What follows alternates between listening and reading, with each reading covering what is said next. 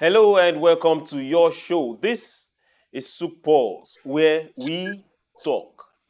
Like seriously, we tell you don't keep quiet. So it doesn't matter who you are, where you are, which side you support, who voted for you, who didn't vote for you. Is your business making profit? Are you on the losing side? It doesn't matter whose loans you are paying or who is paying you. It doesn't matter whose policies is working and who's not working. It doesn't matter whether you're from the West, the East, from Asia, from Africa, from the Middle East. It doesn't matter. We just say talk. How is it affecting you? How is life getting better based on your business ideas and the consequences of those particular choices you've made? We talk. It's either you're learning, you're de-learning, or you're teaching someone a lesson. So we talk. We make our society better when we aggregate and talk. And on Souq Pulse, we put our hands and we feel the pulse. What exactly is the issue in the society? Mine, yours, the one you can consult for tomorrow. And we ask direct questions while we talk. We tell people, hey, don't die in silence, talk. That is when people can hear you and proffer solutions. A short mouth is a dead destiny. My name is Chooks, John Rogers Chooks, and this is Souq Pulse. Today, we will go into something that is kind of controversial, but owing to the fact of where we are presently, we'll ask ourselves some good questions and also bring in our guest who happens to be very knowledgeable and also practicing in this particular field. You're wondering why I'm not letting any cat out of the bag. Nah. So no, for those that have been following, this is Souq News, and here is all about positive programming. We'll tell you the basic truth. It doesn't matter how negative is happening out there. We look for solutions within that negativity. We look for things that can cause businesses to get better. I will ask those particular questions. Where have we failed? How did we fail? Why are we still failing? Can we take responsibility for our failure? So for those wondering, right now in Nigeria, there is a protest going on. Some call it the hardship protest. Some call it the hunger protest. Some call it end bad governance protest. But one thing is at the basis of the whole issue. Businesses, agri, hunger. So we now ask ourselves, who is productive? The people, the government? And so today we will be looking at a particular sector that has plagued us for a while. Food insecurity, yes, is affecting us right now. High inflation when it comes to agri-product. Food, yes, is on the front burner. Who should we hold responsible? Me, you, government. But that's what we'll be going to today. We'll be looking at something beyond just the food security. We're looking at direct farming itself that involves me, you, and everybody. We're looking at government policies that have affected it in some particular way yesterday, today, and will affect it tomorrow. And we'll be looking at GMO foods in Africa. Yes, I guess you didn't see that coming. For those wondering, these are genetically modified foods. Some say GMO first, genetically modified organisms. Yes, those can also get into being able to do some good biological chemistry. You heard me very well. With foods and alter some particular genome, either make it yield more or make it resistant to a pest or make it resistant to drought, or they just change some things and put it down there in the market. Now, for this particular science, it didn't start with us. Let's get that out there. Now, generally, modified foods have been controversial, and there has been a whole lot of scrutiny even before Africa decides to say, okay, let's see what this looks like. So we are looking beyond the yield, we are looking beyond the farmer, we are asking ourselves direct question as a collective, as Africans. If we need to end hunger in Africa, if we need to stamp out that particular narrative where the West look at Africa and say hunger capital, no. Like capital, no. Should we follow what we are being sold and say let's plant GMO foods, let's import GMO foods, or let's hold on to GMO foods? Now, to do justice to this particular topic today is no other but Mr. Owoeye Temitope, who happens to be a practicing farmer. That I should put that out there first. A large-scale practicing farmer, and he's the co-founder of Petrabel Foods. Temitope, welcome to Souq Pulse. Good afternoon. Thank you for having me. That smile. There is no better way of starting this particular program than that smile. Oh, yes. You didn't tell me you were going to wear this fine cap today. I should have come in native just like you. That's Nigeria, pretty much true Nigerian. And of course, good evening, Nigerians. I'm happy and I'm glad to be here so we can talk about this GMO thing and see eye factors and what we need to do and how we need to tighten our belts to get set for the future that is ahead of us. Getting set for the future that is ahead of us. Now, a few types of GMO crops are grown in the United States and some parts of Europe. And well, it makes a large percentage of the crops. Majorly, we'll get to see maize, corn, that's corn, cotton. People don't consume that apart from the oils. Then we have alfalfa, we have canola, we have soya beans. But now, let's take this clear. Larger chunk of all these GMO products grown in the US is used for feed stock for animals. Then for byproduct for certain other things, be it pit sugar, be it oils, be it, but not majorly for human consumption.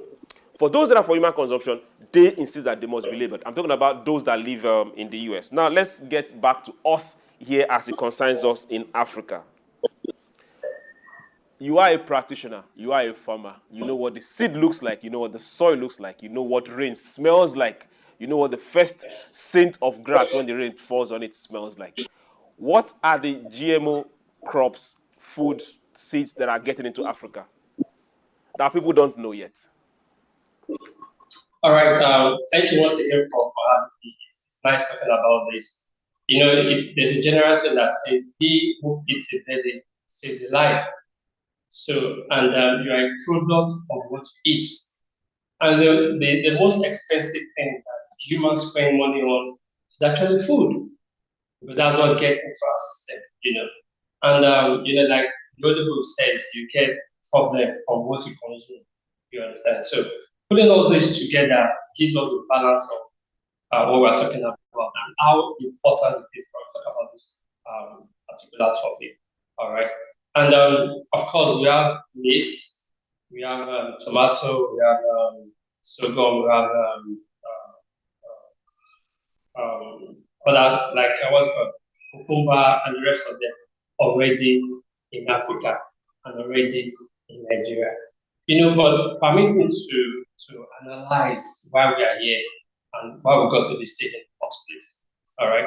And like you said in your intro, that the GMO in America is used for feed and and for a product that has to be direct food to human, you have to label it GMO. What that means is the government is putting measures in place for you as an individual to know what you are eating and to make profound decisions as to what you want to eat. Whether you feel like tasting GMO or not is your choice. You have a choice. Now, coming back to Africa, we don't have a choice. I don't know if you've seen any of our products on any supermarket and it's written organic or non-organic or GMO. We don't have that in place. Now, the question is, do we need this GMO stuff or seeds or whatever you call it in Africa? And let me take Nigeria as a question. Do we need it in Nigeria? My answer is no, and I will explain. All right. Now, the federal government or whoever is in charge will be that pushes this stuff to us in Nigeria for us to consume. Now, over there in America or in the Western world, it's not being pushed to the public for them to consume. Why? There's a reason for that. Now, is our government access to that reason? Before we get to the reason for that particular push, you asked a particular question: do we really need it? And you answered no. Before Yes, we now started asking the push. yes. Now let's also ask this particular questions. Since a lot of this particular development of this science and these crops and these seeds came from outside Africa. Now it's been a while. As we speak now, do we have African Nigerian scientists that are responsible for some of these seedlings here in Nigeria or in Africa? No. Speak. These seedlings, these seeds, these particular things we need to put in the ground for them to grow, germinate, then grow and harvest, is imported. Yes. It's important. Let me give the background to that. And that's why I'm having this big issue, and that's why I need people to talk, and we need to connect to ourselves so that we will know where we're getting into. All right. Now, just like the article that I saw, it's being said that the noble among us, the elite among us, keep helping the Western world to subdue and to suppress our growth directly or indirectly. Now, this brings me to when IMF was pushing the Nigerian government to take up loan, even more loan, all right? And the IMF or the World Bank or whoever used the elite among us to convince or to confuse, so to say, the government of the day as a day for us to take loan. We know why we are here today. Now, we've taken those loans, and we know what those loans are doing to us today. Now, taking those loans, I will be better. Obviously, no. Now, the same elite are the ones the Western world is using to convince you and I to accept these signals. Now, this is where I have issue. Nobody, and I repeat, nobody has put up a program that you have grassroots farmers in a place or in a room, explain to them in details as to these genetic seeds, as to the benefit and to the disadvantage of that to have that cause to human. Nobody has done that. All they've been doing, all they've been saying is this. Oh, when you plant this, you have more yield. The insect, the parasite, the grass cutters of this world will not eat your seeds. But nobody is telling the real farmers, when I say the grass farmers now, that those who they are right on their legs, they are used to their usual practice, the way they plant their whatever, every farming cycle, and their best and all of that. So they are ignorant as to the danger that this seedlings presents for our future. And sincerely, I every time I think about this, I weep inside. But you know why? I weep to my children on God because I imagine what will come up there, when that time comes. So answer your question directly. No, there is no Nigerian scientist that has come out to say, "Hi, produce these seeds." I repeat, no Nigerian scientist as of today has come out to say, "Okay, hi, produce these particular seeds." Or, of course, I'm not that produce the anti-fungal and all of that, the pesticide for the plant. None of them. So all they've done is they are invited to the US or wherever for their training and their super research, and they come and they blow it throughout. That's all they've been doing. And this is just start today. Of course, as far back as I think 2011, 2012, when the president was there, they started pushing this things. So if no Nigerian scientist has done his or her own research 100% as to the benefit, and to the danger of GMO. So tell me, where are we heading to? If you ask me, you know that song, who will I ask?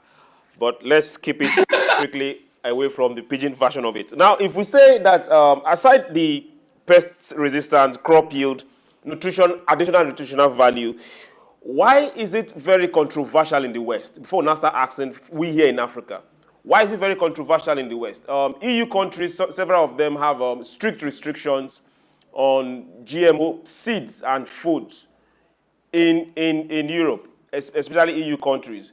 Even in the US itself, there is direct regulation. You must label them. And there are places that they say, no, don't bring it to our shops.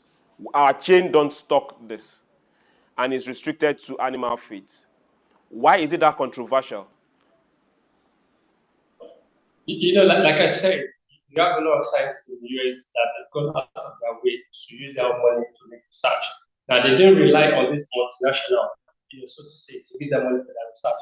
So you have several labs from Italy to the US to Germany. You have private labs, private scientists that have gone deep, in making research as to this GMO,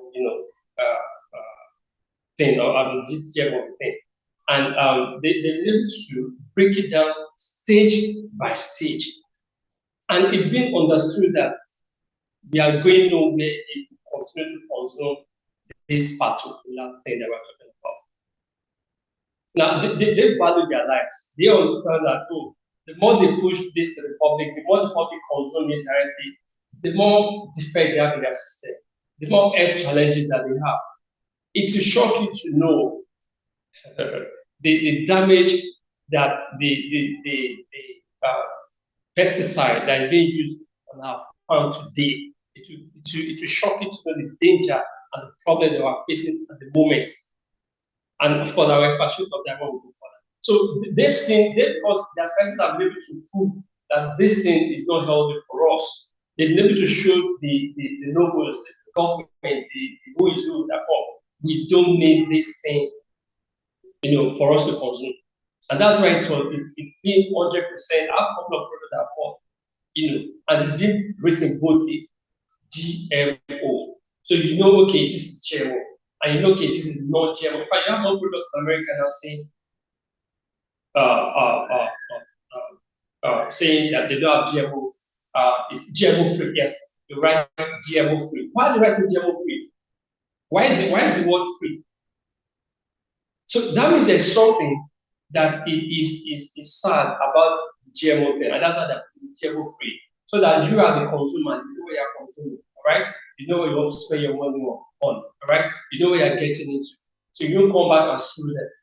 So the other scientists have been able to do that, and that's why they're fighting, kicking against it.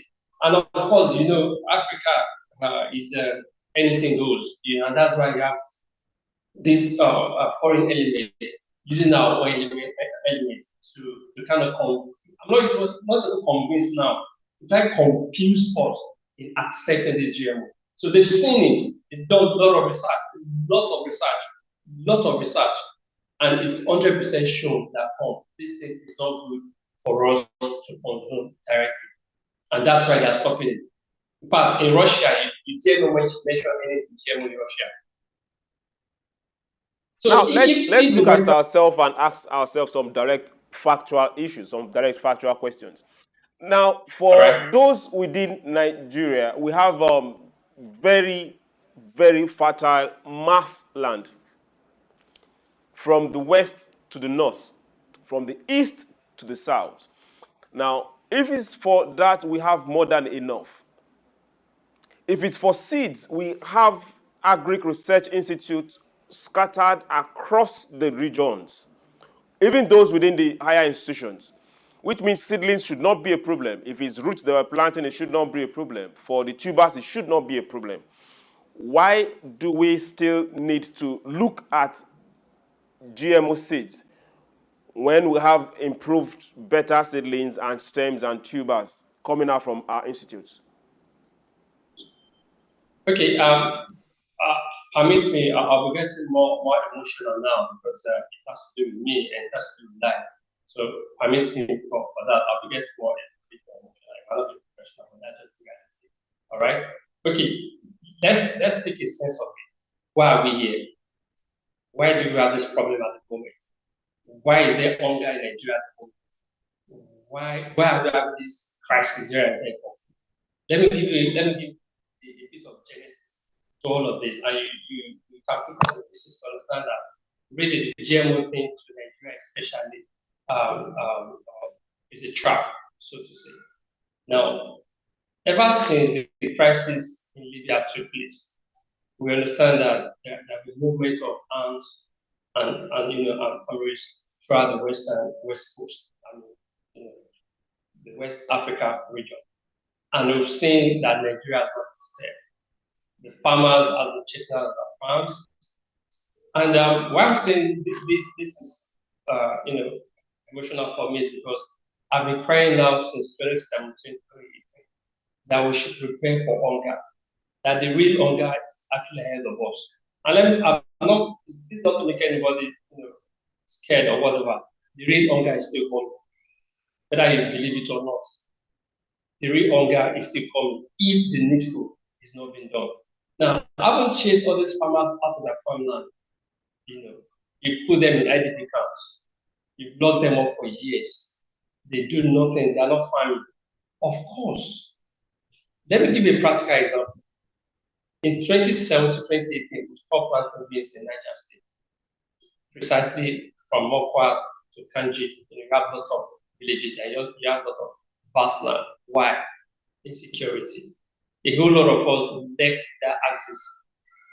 I'm talking about hundreds of hectares of land, not 10, 20. No. I'm talking about hundreds of hectares of land. A lot of us left. That means a lot of people are leaving and they're not, they're not going back to that same farm. That means there's a shortfall already. All right? There's a shortfall to that. Added to that, we have over 65% of our arable farmland unused, from the west to the east, to the south, to the north. Now, what has the government done? What have we done as a people to actually, galvanize ourselves, to save ourselves from this pestilence that is happening to us now?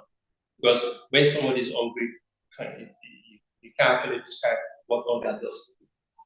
Now, if we've been unable to farm for years, I stopped 2018. I only went back this year.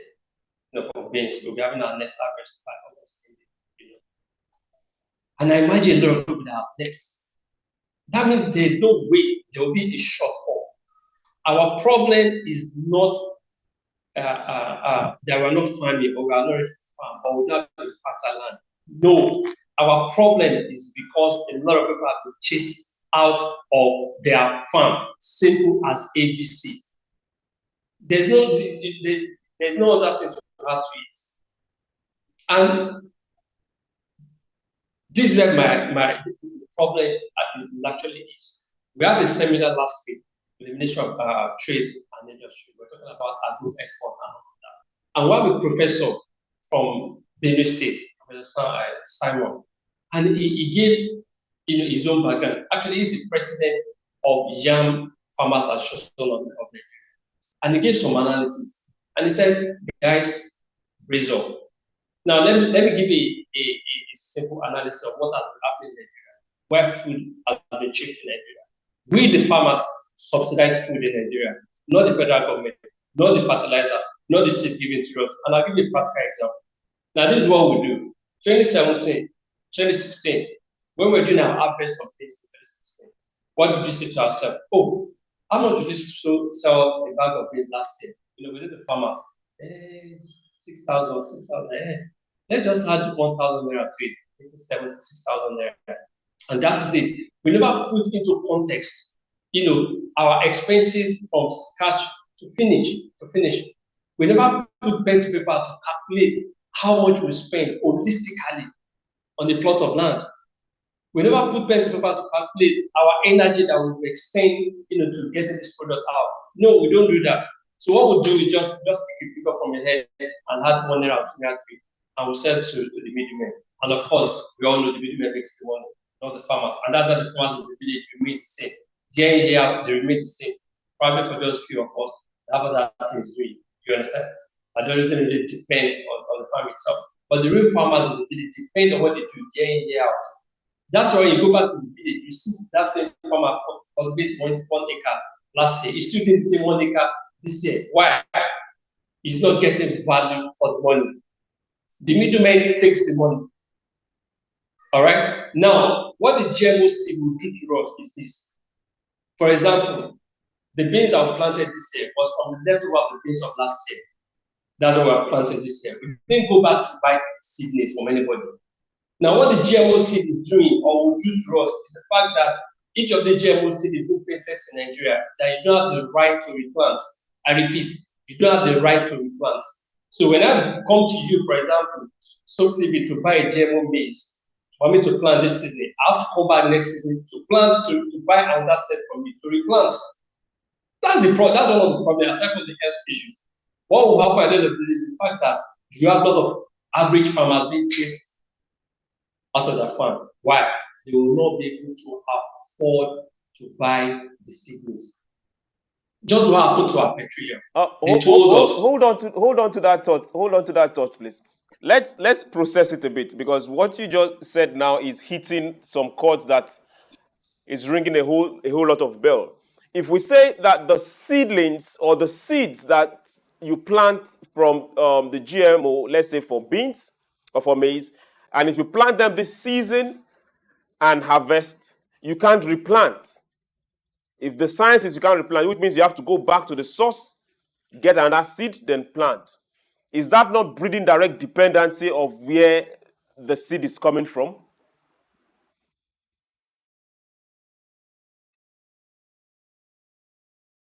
Like what we do over the years in Nigeria. We have crude oil. We take our crude oil to Malta to refine and bring refined product, whereby a barrel of crude oil will give you over close to, over 250 byproducts. The product of pure water, bottled water, rest fertilizer, and the rest of it. But we are going back to buy just three items: kerosene, petrol, and crude and diesel. What happened to the rest of the byproduct? The West are taking it. Now it's the same thing, and that's why over the years we've been struggling to fix our refinery. And if care is not taken, nothing will happen. Why? We've sold our birthright. It's the same thing as for this seed. You are asking me to show my own seed that I've been used to for years. Do you understand? You are telling me to keep what I've been used to for years that is not good, to drop it and embrace something that someone did in the lab. Excuse me. You are telling me to embrace what someone manufactured in the lab, that I should drop what I've been used to. If we say the farmers are no longer farming because of insecurity, the sad part of this is that we don't get to feel the consequence immediately. So a lot of it is quietly being felt. Then in the coming years, lesser food is being produced, more mouths to feed. And we also know that the neighboring countries also buy up grain from Nigeria. What is the solution going forward for farmers that have not been able to farm their lands? Now, what I'm saying is this: what we need to do, if I have my way, I would have rearranged this protest that we know now to a single topic of the government asking the farmers to go back to their farmland, to go back to their ancestral homes. For me, that would have been the major demand. Because, like I said, the most expensive thing you buy is food. And you're a product of what you eat. So regardless of the grammar, regardless of the imports to the exotic cars you drive, if you don't eat, there is nothing left of you. All right. So the most important thing is, how do we force the government to do the needful for these farmers to have access to their farmland? Let me give an illustration of why do we have prices in tomato. Now, it's because those that ought to produce enough weren't given the chance to produce enough. The section of Cameroon, because this is where the tomato chain runs in Nigeria, and why you don't really get to know that there's prices or there's shortage, because when the north is, harvesting that tomato, bringing it down, as soon as the whole season is kind of winding down a little bit, the south, the Gobosha and the rest of it picks up, send their tomato in. And as soon as that is winding down, you have the tomato from Cameroon coming in, to cushion the effect. And before that runs out, you have the one from the north coming back again. So that's the cycle we have. But the similar challenge we have in Nigeria today, whereby the farmers are not allowed to go back to their farm, is the same thing going on in Cameroon. So the farmers are not having the best of time. So instead of asking people to do GMO that will kill cities in the next future, instead of asking people to do GMO that will cause diseases that we don't have capacity to take care of, we can't solve malaria, talk of this thing that is coming on board. Why not do the needful for farmers to have access back to their land? I want to go back to my farm where I have access to 1,000 hectares of land to do whatever I want to do, rather than spending a huge amount of money to buy a farmland here in Southwest. So that for us, the farmers, that is the solution. For so many of us, we don't have any other thing to do aside from farming. And I can keep telling folks around me, farming is the best of business that you can venture into, because you are sure ready-made market for your produce.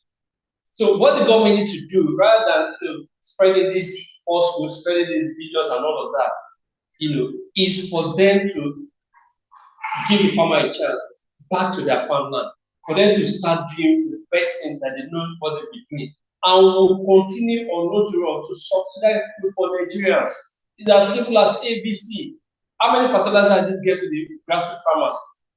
We know how to get this fertilizers ourselves. We know how to run around to get this thing ourselves. And we know how to support ourselves. So the only thing that can save us from this crisis that we have today is not about grammar. Like I was telling someone yesterday, it's not about the big grammar. It's time for us to drop the grammar we're speaking and do the right thing. And what is the right thing? It's for the farmers to access their land, simple as ABC. The reason why there's enough food in the US is because there are farmers that they have access to their land, and the government is doing everything humanly possible to support them. The government supported the government, do a take off from there. So the farmer is not really too worried as to the kind of challenge we are having here. They are not bothered about that. They know the government will be there for them. What has the government done for us? What we've had is to have agriculture that keep going on further in and out. That's what they'll be doing. That's the best they offer. That will not take Nigeria anywhere, and that will not solve our food crisis. Presently in Ghana, the price of food is actually skyrocketing too. Not to the fault of the farmers, it's just the fact that people can access their farm. And it's as simple as, there's no two ways about it, it's as simple as ABC. For example, I would love to go back to where I did large farm, where I can express myself more. Let me shock you. Rather than what we do more in my side, rather than using the regular tractor and all of that, we make use of camel to do a whole lot. Do you have to pay camel? No. All I need to do is just to feed and get water. You understand? So we spend little as to producing all of this that we're bringing to Lagos or to Abuja. Proud to now, there's a market in Niger State called Pico Market. You can fact check me, and if you have time, you can go make a research. 2-3 years before now, the yams that are sold in Lagos as at 2019, 2020, 2021. The yams that are sold in Lagos for almost 2,000 naira at Pico Market, you buy just a 2 yam for 350, 400 naira max profits. Now ask yourself, how much has the farmer made on the 2 yam that is selling for 400 naira? And the person selling in Lagos is selling for as high as 2,000 naira. So who is making the money? Yet you are not complaining. Yet you are not bothered. And all the government will do is to keep quiet, fold their hands, watch us being chased out of our farm. We are not going to get better. GMO will not save us. GMO will not help us. Okay. Now let's address certain issues. Now you spoke passionately about getting the farmer back to the farmland where he is comfortable with, not the farmland where he has been displaced and now has to pay several out of pocket to do what he loves to do, what he really wants to do. And at the end of the day, most people don't understand he is feeding the nation. Then you also spoke about the Pico market. Luckily for some of us, we also love traveling. That's Pico, that's before you get to Mina, I guess. And I heard a lot about the market. I've crossed that side too. Then let's now get to the farmer and the middleman. We used to have farm boards. We had market boards. Cocoa board was majorly one of the most popular in the West. We had palm oil and palm kernel, palm oil and all that. We had cotton, we had beans and all that. But after a while, they died off. Do you think if we have this market board, farm boards, crop boards back within localities and be able to take this middleman out of the way, the farmer will fare better? Fantastic question. I'm glad you asked that. I myself back my smile. You see, the Niger State governor is doing something wonderful. And we're applauding him. We're giving him all the support that we need to give him, and doing everything possible for him to be successful. And what is it that he's doing? For example, I used to have a friend in Italy. What does she do? She farms cucumber. Now, the government helps her with seasonings and all the equipment she needs to do her cucumber farm. Now, as soon as it's time for harvest, the government come to pick up from her and pay her her money. So, number one, she's not bothered as to insecurity. Number two, she's not bothered as to where she needs to sell to. Number three, she's not bothered as to how much will she sell. she knows the government is coming to pick up from her. And it's easy for her to remove whatever expenses and keep our own side of the money. Fantastic. That's what we need the government to do. And that's what the Niger State government is trying to do right now. Let me take your mind back. Early this year, I think last year, this year, when the Niger State governor said you won't allow trucks to come into Niger State to buy things. And people here in the South, try to politicize and change your story. We are a victim, so we understood what he's trying to do. And let me just run you through it, and I'm happy you said it to fight for my head. Let me tell you what this middleman does. When they get to Mokwa or Jefa, they pick up a 40-foot container. They rent a 40-foot container, either from Ilorin or from Jefa, all right? And they start driving down. From Jefa to Mokwa, you have lots of villages. Now they pick into these villages one after another, buying up these grains for them at next to nothing. When they get to Mokwa, they turn as if they are going to Kanji. Now, from Mokwa to Kanji, you have lots of villages. Zogroma, Sabo, Ibi, Deja, and the rest of them. What do? They drive their trucks. In fact, they go out, come into people's zones. How many bags do you have? They buy all these things from them at next to nothing. And something shocked me that caught me angry and asked, like, we need to do something about this. This bag of beans that was sold in Kanji, 12,500 naira, that contains 70 modules. Modules is just your regular code we use. What's it called? Jerica in Lagos and all of that. We use module. Like that's the same old module that the federal government as far back as the military. That's what we still use. So each of these bags contains about 70 to 75 modules, and you come and buy it at next to nothing. Will be begging, And something took me to Ibadan, and I saw things. I'm like, let me just do the shopping and all of that. And I was asking, and get what shopping to my bones. The same bag that I begged to sell for 12,500 naira, we were selling 35,000 naira per month. So if the middleman is making huge, profit of investing little, then the government needs to come in. Like you said, we're better off in those days that because the government were involved directly or indirectly. And I think the federal government should take a cue. The Minister of Agriculture should take a cue. What the Niger State government is doing right now, trying to meet with the farmers directly. Okay, you want to farm 100 hectares of land, they will come to your farm land, clear the land for you, plow the land for you, plant whatever you want to plant. When you want to harvest, they bring the same equipment, they harvest for you. And he said he's ready to do take up from these farmers. That is what happens with middlemen as they cut off. So the government can now resell when this particular product is out of season and all of that. That's what the government needs to do. Let's go back to the days of Awolowo. Let's go back to the days of Granite Pyramid. Let's go back to days where the Eastern part is full of the palm oil and all of that. All of these things still exist until date. So what the government needs to do is to come in, try to push away the middlemen, and give the farmers confidence that when you do this thing, we will do pick up from you. We will pay you what is due to you. Now, there was a statistic we did in the last month, early this month. And what was it?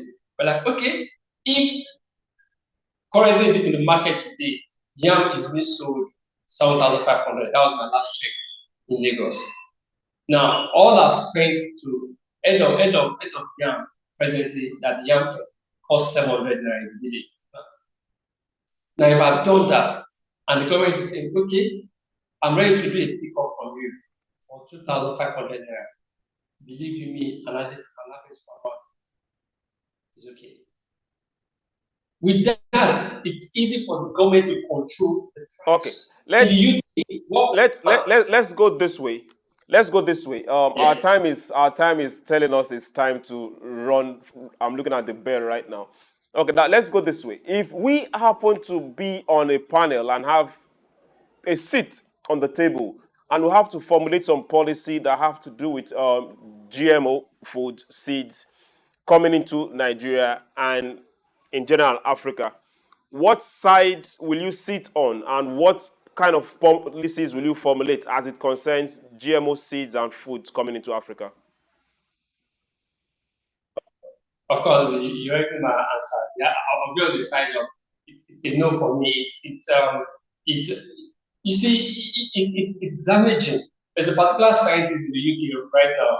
I'll send the details to you after the show. He's actually breeding a genetic chicken. He's doing genetic chicken right now. And the BBC reporter went to interview him. And guess what? That's what the government needs to listen to.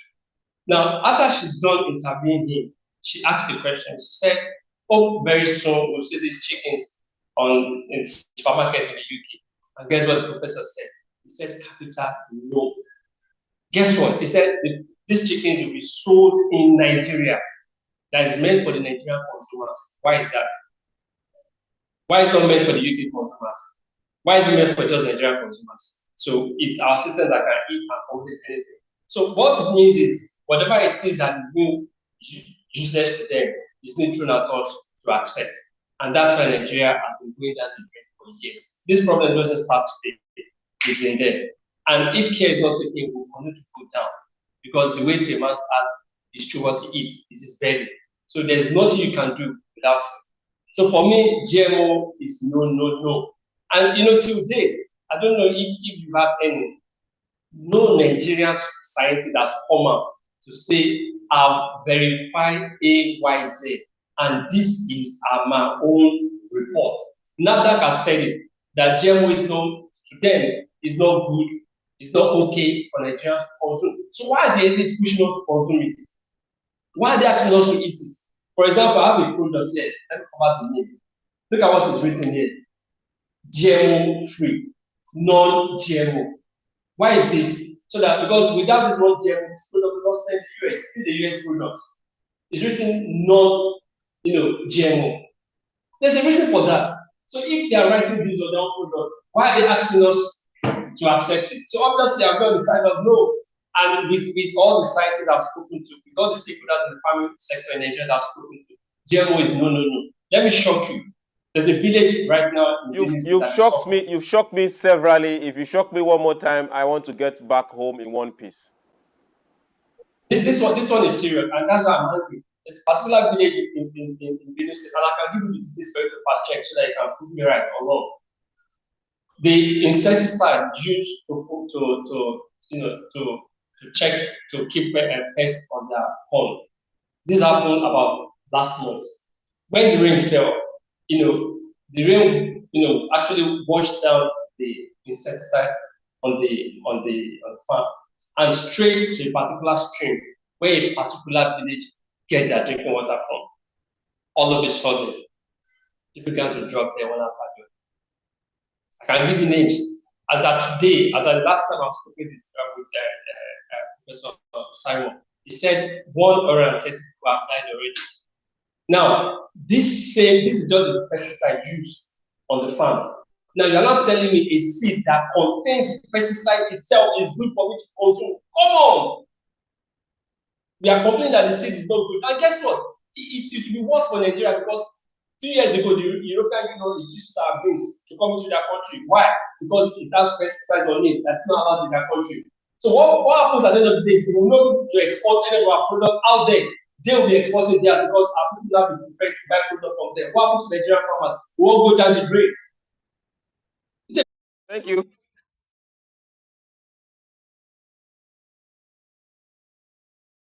I'm glad for what it is that Souq is doing. You are doing a great job, and we can't just ask for more from you. Thank you very much. Thank you very much. I really love your passion. Thank you very much. I think I'll put a DR to your name in not too distant a time. Thank you very much, Temitope Owoeye. It's been a pleasure having you on Souq Pulse for the first time. I'll ring a bell for you very soon too. Well, thank you so much for having me. Like I said, I didn't want to join us together to fight this minute so that our children will be safe. Where we are spending money to spend it to school to do all that, we want them to be fine and to be healthy. And the only way they can be healthy is that what they eat. We need to eat right. He that eats a daily saves a life. To everyone out there who want to say, hey, take a look at Temitope Owoeye and you know that farming is sexy. The young man is handsome and he's doing well. So it's not all about the pictures you get to see of old men wearing rags or our grandmama or grandmamas and our aunties and our uncles in the villages coming back home with rags, with whole cutlass. No. Farming is good business. And hey, it's meant for all of us, not old people, but young people. We are the future of Africa, not just Nigeria. And we must wipe hunger away. And there's no better way than getting involved. Get your hands dirty. Get to those farms. If you are a 9 to 5 kind of person or there is no time into yours, make sure that you are invested in one particular crop or the other through an organization or through one of the community services. Just make sure you are involved in production of food. If we keep looking at government, we can't force their hands and get policies. But at the end of the day, government, there is nothing called government that will hit the farm. It is still human beings, me and you. And remember, for every time you hear the word GMO, let's talk, let's ask questions. And if somebody can't give you answers, then we should take actions. Remember, this conversation will never end. Like we say, we talk here, hey, don't stop talking on your own side. It's Souq Pulse where we tell you do not be quiet. It's been a pleasure having you here today. And for everyone that is out there protesting, please be safe. Look out for your brother. And remember, you are looking for a better Nigeria. So don't spoil it. It belongs to me, it belongs to you. No single property that is owned by the government has a name of government. We are the government, so we must protect it. We'll do this again tomorrow.